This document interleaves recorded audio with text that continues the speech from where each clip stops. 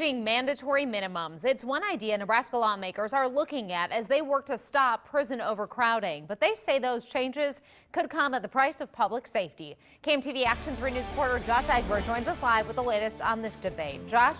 Well, Jen, nearly 5,200 inmates call Nebraska prisons home, and that number continues to grow. In fact, the overcrowding has prompted threats of lawsuits from the ACLU. One way some senators want to ease that crowding is through sentences, but the Attorney General says they need those mandatory minimums.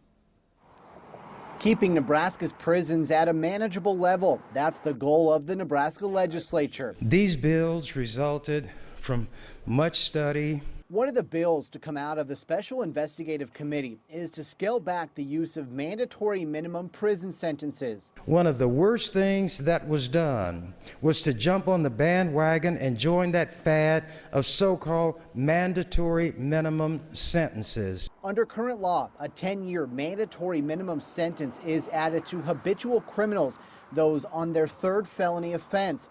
Senator Ernie Chambers, who introduced the bill, says the law isn't fair and doesn't work.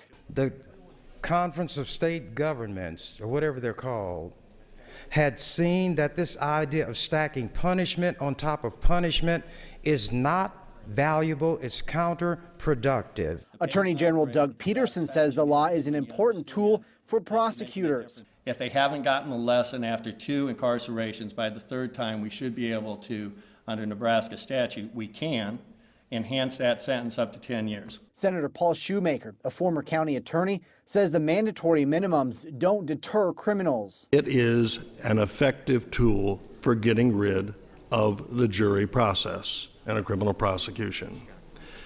I don't think it has much deterrent value. This goes to the heart of what we need to do as prosecutors, and that is to help keep our streets safe from criminals that have clearly established a pattern of felony offenses. Omaha Senator Bob Criss says members of the Judiciary Committee will sit down with the Attorney General and other county attorneys to discuss this bill and other issues they have concerns about.